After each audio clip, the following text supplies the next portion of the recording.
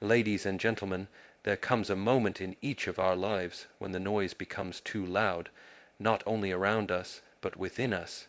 The body, driven by desires and habits, often shouts the loudest. It wants comfort, stimulation, gratification now, not later. But what happens when we quiet that voice? What happens when we practice abstinence, not as denial, but as discipline? This is the truth. When the body goes silent, the soul begins to speak. Abstinence is not punishment. It is not deprivation. It is the art of stepping back. It is the decision to pause, to say, I am not my craving. I am not this restless hunger.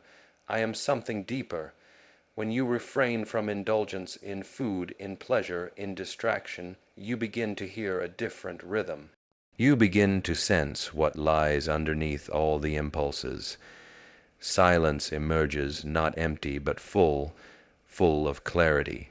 Full of awareness, and in that awareness the soul whispers. It whispers truths we have long forgotten. That peace is not found in excess, but in stillness. That freedom is not found in indulgence, but in mastery. That happiness is not found in what we consume, but in who we become. Abstinence reveals this to us, not immediately, but gradually, like the morning mist that clears to reveal the mountain underneath. You do not climb a mountain by rushing. You climb by placing one step after another, in awareness, in discipline. And just like the mountain, abstinence reveals something solid within you, something unmoved by temptation, untouched by chaos. We do not practice abstinence to escape life. We practice it to live more fully, to see with clarity, to act from intention, not impulse. You may abstain from certain foods, from technology, from speaking, from intimacy, from comfort, but this is not to become less. It is to become more conscious, more centered, more alive. Let us remember, the body is a tool. But it is not the master. The mind is fast, but speed is not wisdom. The soul is quiet, but in silence it sings. So I leave you with this. Do not be afraid of silence. Do not be afraid of stillness. When the body no longer commands your attention, when its desires settle like calm water, the soul will rise. And when it does, listen carefully, for what it tells you is the truth you have been seeking all along. Abstinence is often misunderstood in modern culture. Many associate it with loss, denial, or even suffering. But in reality, abstinence is not about punishment. It is about power. It is the conscious decision to hold back, to delay, to refrain, not because we must, but because we can. It is an act of strength, not weakness. The strength to say no when every part of you is drawn toward yes. The power to choose your response rather than be dragged by your impulses. At its core, abstinence is not about the external things you give up. It's about the internal transformation that happens when you do. The physical act of abstaining is only the beginning. What happens afterward is where the real practice begins. When you say no to an urge, whether it's food, comfort, a habit, a relationship, you start to observe something profound. The urge is not you. It rises, it peaks, it fades, and you remain. This practice builds discipline, and discipline is the foundation of freedom. Without discipline, we are slaves to our emotions, our cravings, and our environment. We are constantly pulled in all directions, reacting to everything without pause or clarity. Discipline cuts through this chaos. It gives you a center, a still point in a world full of movement. It allows you to navigate life with intention rather than impulse. People often think that freedom is doing whatever you want. But real freedom is being able to not do what you want when it's not the right time.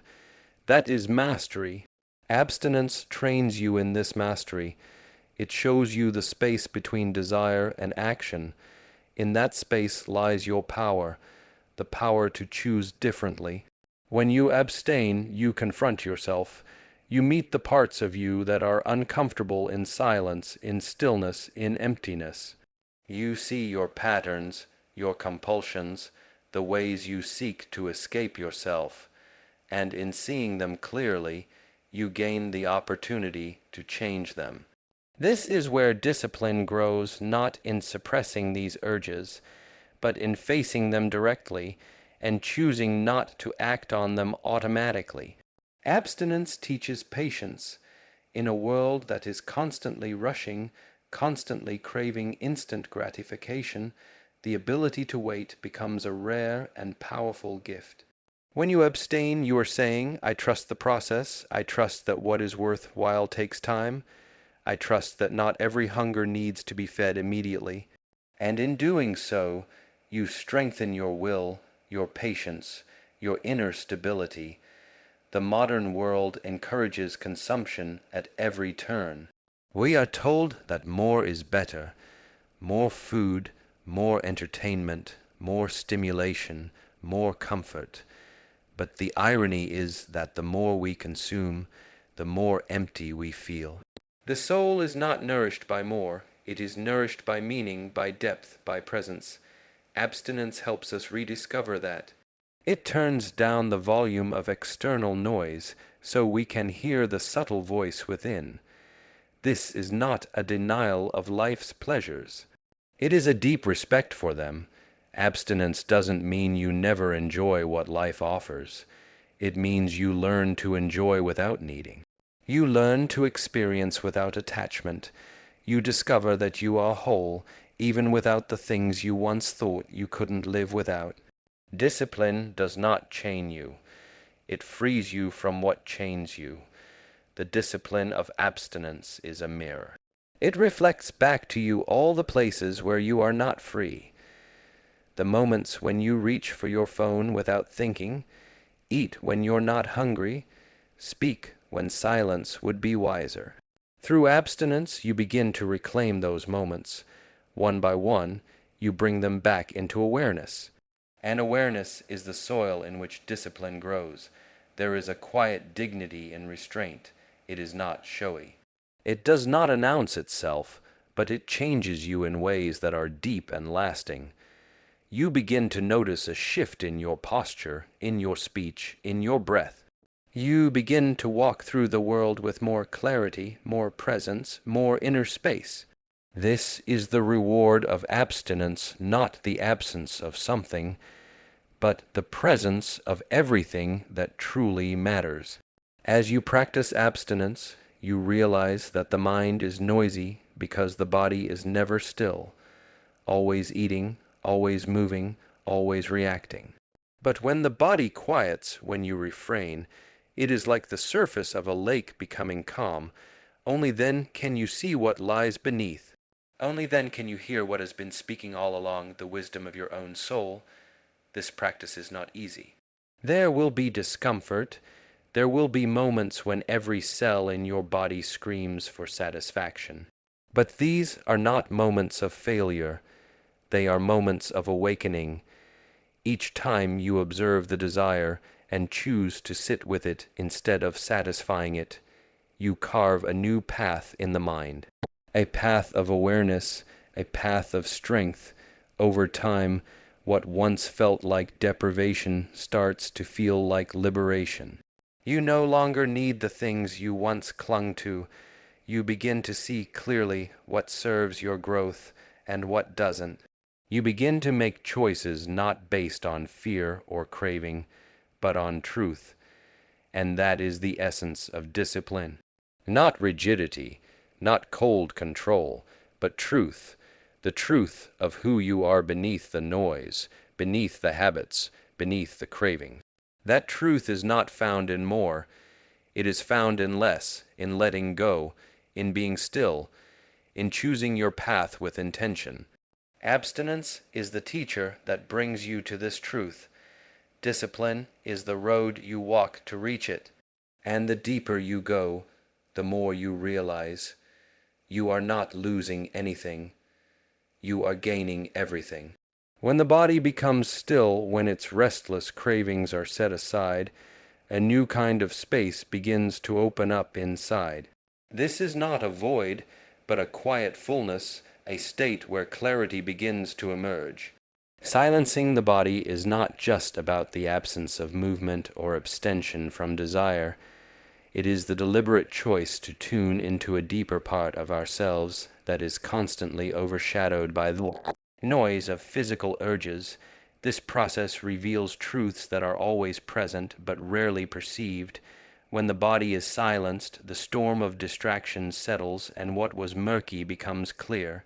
In our daily lives, we are constantly being pulled outward toward stimulation, toward food, toward comfort, toward distraction. The body becomes the medium through which we chase satisfaction, yet that satisfaction never truly arrives. Instead, we find ourselves in a cycle of wanting, acquiring, and still feeling incomplete. The more we chase through the body, the more elusive peace becomes. But when we step away from this cycle, when we refrain from acting on every urge, something begins to change. The energy that was previously scattered outward begins to return inward, and as it does, a sense of awareness grows. This awareness is subtle at first. It may come as a sense of restlessness, an internal discomfort that arises when we stop feeding the body what it has become accustomed to. But if we stay with it, if we do not run from it or distract ourselves, we begin to see something important. The body's noise is not just physical. It has an emotional and mental counterpart. Each craving, each habit is tied to thoughts, beliefs, fears, and unconscious patterns. Silencing the body is the first step toward observing these patterns, because without the body's constant demands, we have the space to notice what's really happening inside. What emerges in that space is the beginning of clarity. Not clarity in the intellectual sense, but in a deeper, felt sense. We begin to see how often our reactions are automatic, how often we eat not because we are hungry, but because we are bored, anxious, or seeking comfort. How often we reach for our phones not because we need information, but because we are avoiding something in the present moment. These small unconscious acts accumulate. They shape how we live, how we think, and how we feel about ourselves. When we silence the body, we interrupt this chain, and in the stillness, we can observe ourselves with honesty. There is power in observing without acting. When you feel the urge to indulge, to speak, to eat, to move, and you choose to sit with it instead of satisfying it, you begin to uncover the layers beneath the urge. Maybe it's fear, maybe it's insecurity, maybe it's loneliness. These truths do not surface when we are constantly moving. They only rise when we are still. The silence of the body becomes a mirror. In that mirror, we see not only our impulses, but the source of those impulses. And with that seeing comes understanding. Clarity is not something that can be forced. It is not the result of effort in the traditional sense. It is more like the clearing of water that has been stirred up. It settles naturally when left undisturbed. The same is true of the mind and spirit. When we stop feeding the body every time it calls, we give space for that sediment to settle. What we begin to experience is a calmness that is not dependent on external circumstances, a presence that does not need to be filled with activity. It is a state of simply being, and in that being, everything becomes more transparent. Thoughts that were once chaotic begin to slow down. Emotions that once overwhelmed begin to soften. We begin to see patterns, how certain triggers lead to certain reactions, how certain situations bring out certain habits. This self-awareness is not harsh or judgmental. It is quiet, clear, and compassionate. It sees things as they are without the fog of distraction. And this seeing is transformative. because once you see a pattern clearly, you are no longer fully caught in it. You have the choice to respond differently. Silencing the body also teaches us about impermanence. Cravings rise like waves. They grow stronger, reach a peak, and then fade. If we can resist the urge to act immediately, we realize that most cravings do not last long. They only have power when we believe we must obey them. When we observe them without acting, we learn that we are not the craving. We are the space in which the craving arises. This realization changes our relationship with desire. It becomes something we witness, not something we are enslaved by. In this practice, we begin to recognize the difference between true need and conditioned want. The body may need rest, nourishment, stillness, and care, but most of what it demands in daily life is based on habit, not necessity. Silencing the body helps us tune into the subtle signals that indicate what is truly needed, rather than what is simply desired out of comfort or compulsion. It sharpens our discernment. It teaches us to listen more deeply to the body, yes, but more importantly, to the soul. And this is where the transformation becomes spiritual. The soul does not speak in noise, it speaks in silence. It does not compete with the chatter of the body. It waits patiently, quietly, until the noise fades. And then it begins to whisper. It whispers truths we have always known but forgotten. It speaks of alignment, of integrity, of purpose. It reminds us that we are not merely flesh and bone, not merely thoughts and habits. We are something deeper, something still, something wise, something vast. As the body quiets, the soul begins to surface. We begin to feel connected not just to ourselves, but to life itself. A tree, a breath, a moment of sunlight becomes a message, a reminder of simplicity, of presence. These are the things we miss when we are constantly busy, constantly feeding the body and numbing the mind. But when we silence the body, we begin to notice the sacred in the ordinary. And from this noticing, clarity arises not as a thought, but as a state of being. This clarity is not loud, it does not demand attention, but it changes how we move through the world. It infuses our actions with intention. It brings a quiet confidence, a subtle strength. We no longer react, we respond. We no longer seek endlessly, we rest in enoughness, and all of this begins with a simple choice to silence the body, to create space, to listen, to trust that in stillness, what is most essential will reveal itself, and it always does. Stillness is often misunderstood. To many, it appears as passivity, as doing nothing, as absence. But true stillness is not the lack of movement. It is the presence of awareness. It is not weakness, but restraint. It is not emptiness, but depth. And in that depth lies strength that cannot be shaken, and a freedom that is not dependent on circumstance. To arrive at stillness is not to remove yourself from life, but to meet life with a different quality. Most of the time we interact with the world through reaction. Something happens and we respond, often without thought, driven by emotion, habit, or fear. This creates a life lived on the surface, like a leaf tossed around by the wind. But when we cultivate stillness, we begin to notice the gap between stimulus and response.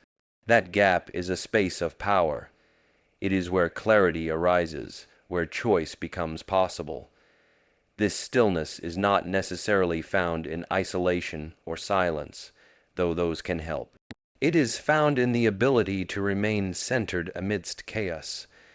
To be still does not mean to stop moving, but to move from a place of calm, grounded presence.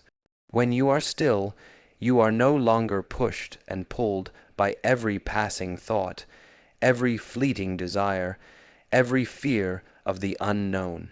Instead, you are anchored within yourself. This inner stillness must be cultivated because everything in the modern world pulls us away from it. We are encouraged to fill every moment with noise, to scroll, to chase, to consume. Discomfort is to be avoided, uncertainty is to be solved instantly, and silence is to be filled.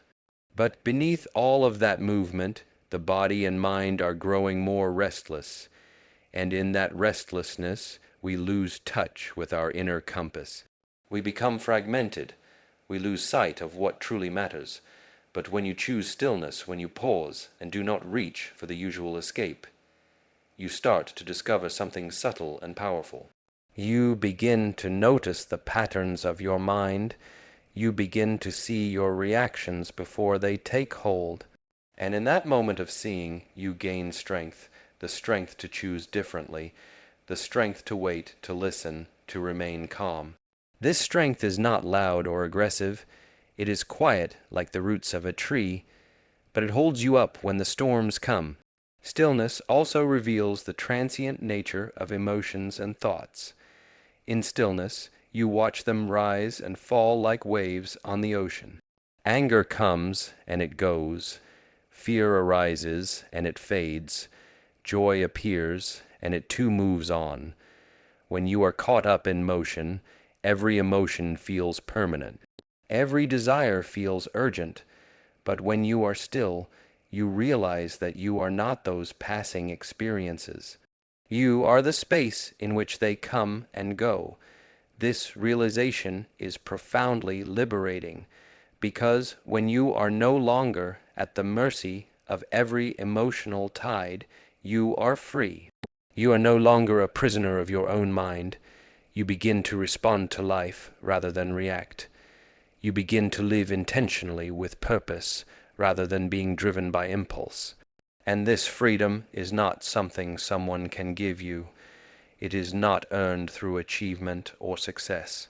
It arises from within when you no longer identify with everything that passes through you. There is also strength in the stillness of restraint.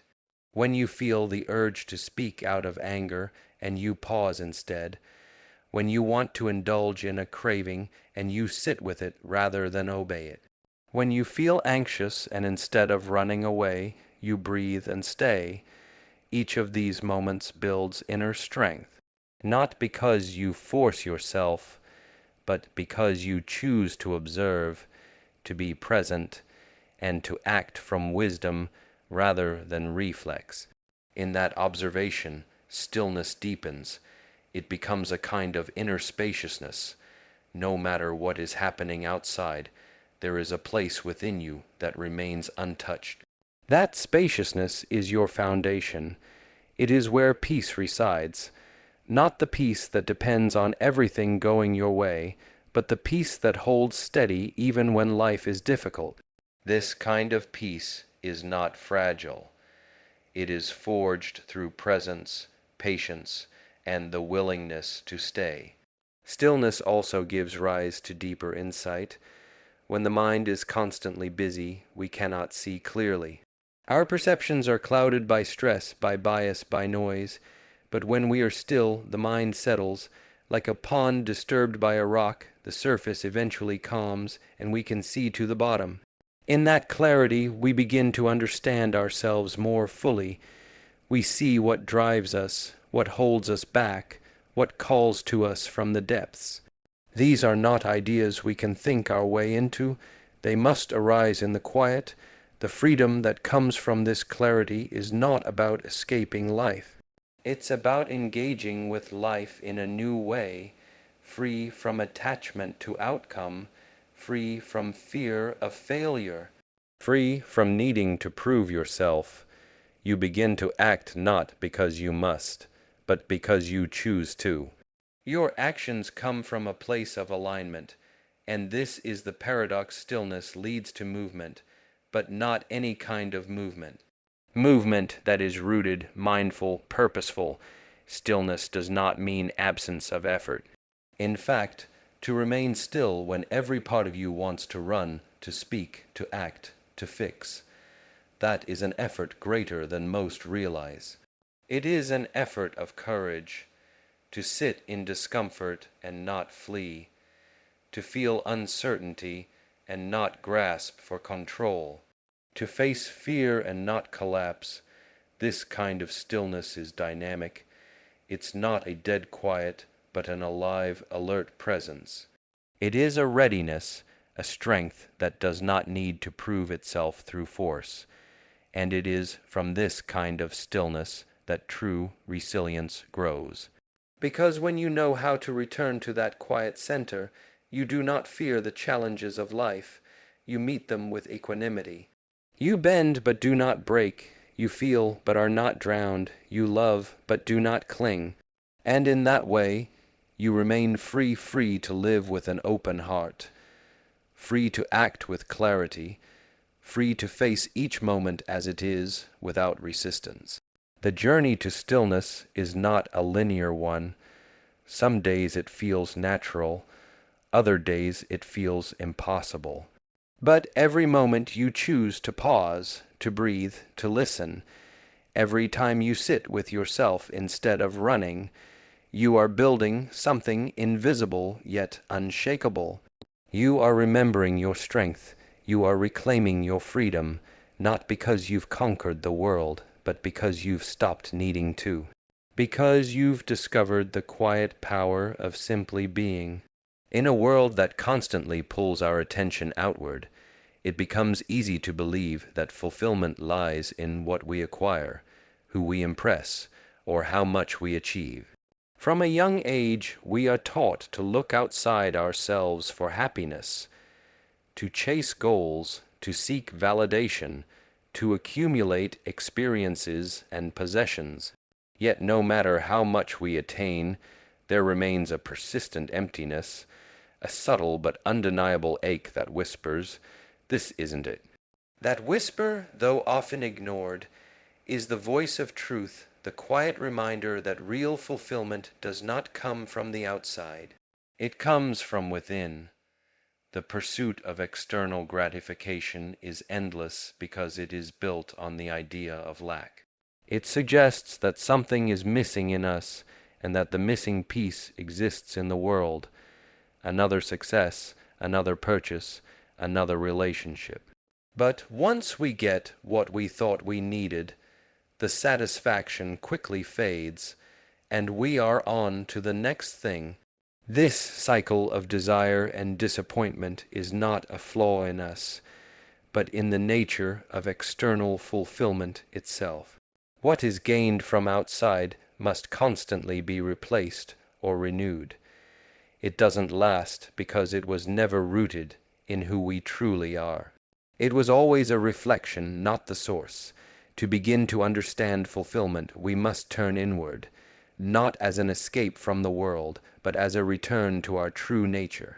There is a quiet knowing within us that exists beneath all thought and emotion. It does not shout, it does not demand, but it is always there, steady and present, waiting to be acknowledged. It reveals itself not through doing, but through being. When we sit with ourselves in silence, when we are not reaching, not striving, just breathing and witnessing, we begin to reconnect with this inner space. And in that space, something remarkable is felt. The absence of lack. The feeling of enoughness is not something we can buy or achieve. It is something we remember. It's the natural state that arises when we stop chasing. In those moments, we realize that we were never broken or incomplete, only distracted. The problem is not that life is too empty, but that we have become too full. Full of noise, full of craving, full of ideas about what we need in order to be okay. True fulfillment comes not by adding more, but by letting go of what isn't real. This letting go is not passive. It is a conscious act of trust. It is choosing to believe that there is a wholeness already within us that does not need fixing. It is learning to be still long enough to feel it. In that stillness, we find that joy is not something to be acquired, but something to be uncovered. It is not separate from us. It arises naturally when we are in alignment with our true self, when our actions, our thoughts, and our intentions come from a place of integrity, not need. When we live from this space, we begin to see the world differently. We no longer seek people to complete us, but to share in our completeness. We no longer see work as a means to prove our worth, but as an expression of our inner purpose. Even challenges no longer feel like threats to our happiness, but as invitations to deepen our understanding and connection to life. Because when fulfillment comes from within, it cannot be taken away. It is not tied to what is happening around us. It is not fragile. It is rooted, like the deep roots of a tree that remain steady no matter how fierce the wind above. This doesn't mean that external things become meaningless. On the contrary, we begin to appreciate them more fully. A conversation, a meal, a walk in nature, all become more vivid, more sacred, because we are no longer trying to extract something from them. We are no longer consuming experiences to fill a hole. We are simply present with what is, and in that presence, even the smallest things become deeply satisfying. This is because our joy is no longer conditional. It is not based on control or possession. It flows naturally from within us, and it colors everything we touch. The practice of finding fulfillment within is ongoing. It is not a one-time realization, but a daily remembering.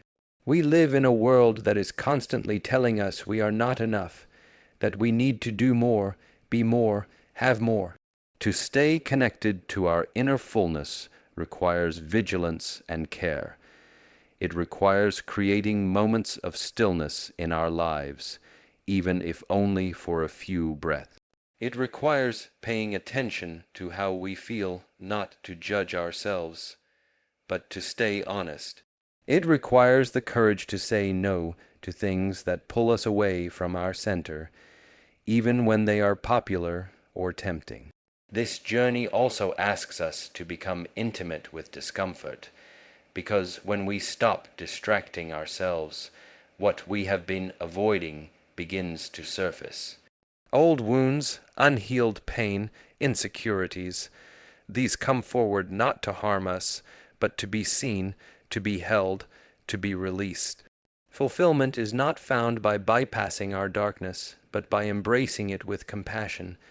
The more we integrate these parts of ourselves, the more whole we feel. And wholeness is the essence of true fulfillment. It is also important to understand that fulfillment does not mean constant happiness. Life will continue to bring both joy and sorrow, but when fulfillment is internal, we are no longer devastated by the downs or inflated by the ups. We carry a steady contentment through it all, a quiet trust that no matter what is happening, we are okay at the deepest level. This steadiness is the foundation of peace. It is what allows us to move through life with grace. Many people search their whole lives for fulfillment and never find it, not because it doesn't exist, but because they're looking in the wrong direction. The truth is, it was never far. It was always here, closer than breath, waiting to be remembered. And the remembering begins the moment we stop running, the moment we sit down, take a deep breath, and begin to listen, not to the world, but to the silence beneath it. In that silence, we find ourselves, and in finding ourselves, we find everything.